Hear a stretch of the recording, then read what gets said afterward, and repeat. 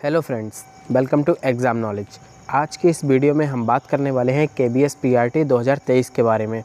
तो हम देखेंगे कि आपके इंटरव्यू के लिए कितनी कट ऑफ जा सकती है और कितने कैंडिडेट्स को इंटरव्यू के लिए बुलाया जाएगा।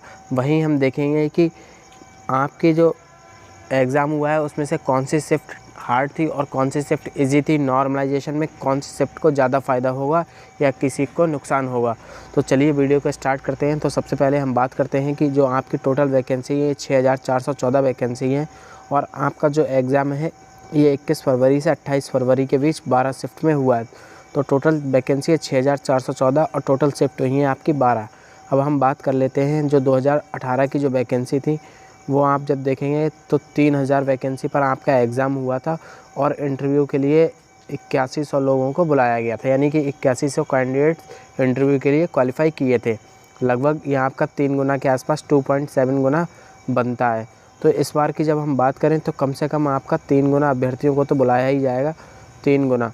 और जब आप इसका 3 गुना निकालेंगे तो लगभग ये 19,000 कुछ बनेगा, यानी कि आप मान सकते हैं कि 20,000 बच्चों को तो इंटरव्यू के लिए बुलाया ही जाएगा। और यदि इससे ज़्यादा होता है तो हो सकता है कि ये लोग 30,000 बच्चों तक बुला लें, लेकिन ऐसी संभावना इतनी तो है ही कि 20,000 बच्चों को इंटरव्यू के लिए कॉल आएगी।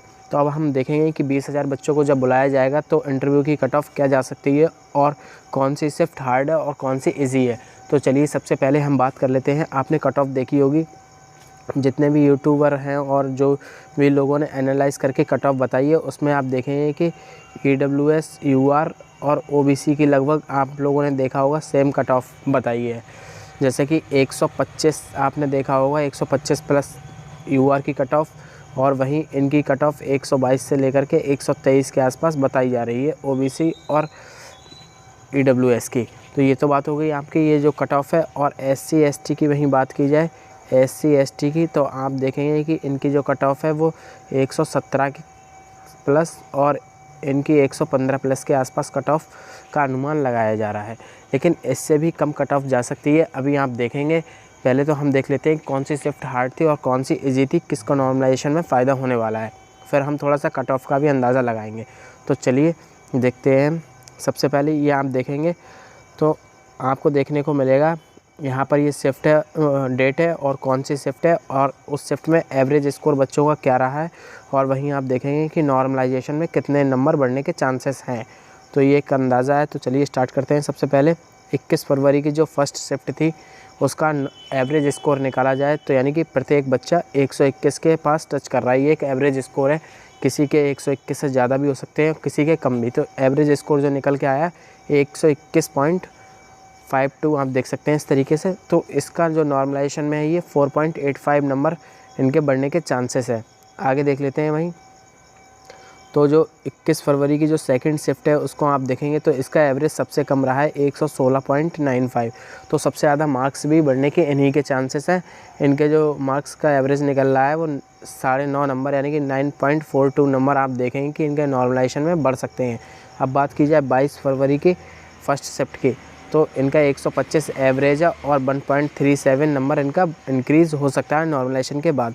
अब 22 फरवरी की सेकंड शिफ्ट की बात की जाए तो 120 एवरेज है और 6 नंबर तक इनके बढ़ सकते हैं। आगे देख लेते हैं।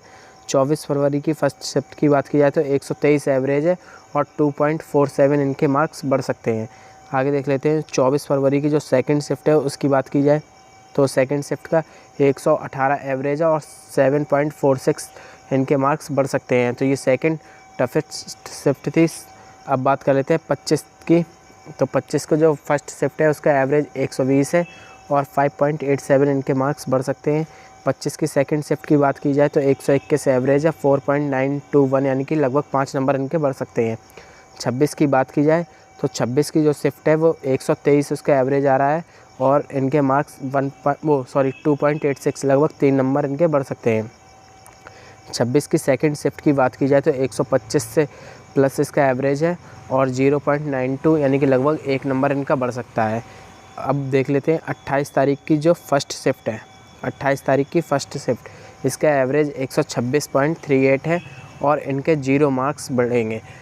मतलब अभी इसका आपको समझाएंगे कि इनके 0 मार्क्स क्यों बढ़ रहे हैं। अब वहीं बात कर लेते हैं जो 28 फरवरी की वो 28 फरवरी की सेकंड शिफ्ट है जो, उनका एवरेज 120 आ रहा है और इनके नंबर लगभग 6 नंबर बढ़ने की उम्मीद है। तो यहाँ आपने देखा होगा कि जो सबसे कम नंबर बढ़ेंगे वो है 28 फरवरी की फ़र्स्ट शिफ्ट, और सबसे ज़्यादा नंबर बढ़ेंगे वो है 21 फरवरी की सेकंड शिफ्ट को आपने देखा, और वहीं जो दूसरे नंबर पर रही है वो है 24 फरवरी की सेकंड शिफ्ट। तो देख लेते हैं कि ऐसा क्या है कि जो आपका जो ये 28 फरवरी की जो फ़र्स्ट शिफ्ट है इसका 0 नंबर क्यों दिखा रहा है। तो इसका रीज़न देखिए दोस्तों ये है कि जब भी आपका नॉर्मलाइजेशन होगा, ये तो सिर्फ कुछ डेटा की बात है कि अभी मतलब ये एक अनुमान है कि इतना नंबर इनका बढ़ सकता है, कोई ऑफिशियल खबर नहीं है ये। जब भी आपका रिजल्ट आएगा तब आप देखेंगे कि नॉर्मलाइजेशन में किसके कितने मार्क्स बढ़े हैं। अब हम बात करते हैं कि कैसे होगा नॉर्मलाइजेशन। जैसा कि अभी आपने देखा जो 28 तारीख की जो इसमें फ़र्स्ट शिफ्ट थी उसका नंबर 0, यानी कि नॉर्मलाइजेशन में ना तो कम हो रहे हैं और ना ही बढ़ रहे हैं। ऐसा क्या रीज़न है? तो देखिए इसका एवरेज सबसे ज़्यादा आ रहा है, 126 पॉइंट कुछ इसका एवरेज था। तो साथियों इसको बेस माना गया है इस शिफ्ट को, यानी कि इस शिफ्ट का बेस मान करके जिनके नंबर एवरेज नंबर इससे कम आ रहे हैं, जैसे मान लीजिए किसी का 116 किसी शिफ्ट का एवरेज था तो उनका 10 नंबर बढ़ा करके इसके पास पहुंचाया गया 126। इसी तरीके से सभी शिफ्ट्स का एवरेज 28 तारीख की पहली शिफ्ट के बराबर पहुंचाया गया है। तो ऐसे में अभी आपने देखा कि कितने कितने मार्क्स बढ़ रहे हैं। यदि आपका इन शिफ्ट में एग्ज़ाम है और 125 जो आपकी कट ऑफ बताई गई है कैटेगरी के हिसाब से आप देख लें, 125 से 122 और जो आपको 115 और 117 जो आपको बताई गई है, ये आप देखेंगे ये एससी की, ये एसटी की कट ऑफ, और वहीं ये ईडब्ल्यूएस और ओबीसी की कट ऑफ आप देखेंगे ये, और ये वाली यूआर की कट ऑफ। तो यदि आपकी इन कैटेगरी में आप देखेंगे इस तरीके से, और वहीं आपका इन शिफ्ट्स में है जिसमें आपने देखा होगा किसी में 9 नंबर बढ़ रहे हैं, किसी में 7 नंबर बढ़ रहे हैं, किसी में 6 नंबर बढ़ रहे हैं। तो इस तरीके से आप देखेंगे कि 115 वाला भी इसके आसपास पहुंच सकता है और 116 वाला भी, 117 वाला भी इनके आसपास पहुंच सकता है। तो आप शिफ्ट के अकॉर्डिंग देख लें कि कौन सी शिफ्ट में है आपका, और यदि आपके नंबर इनसे कम बन रहे हैं तब भी आप अपने इंटरव्यू की प्रिपरेशन करते रहें। और बाकी वीडियो पसंद आई तो वीडियो को लाइक करें और चैनल को सब्सक्राइब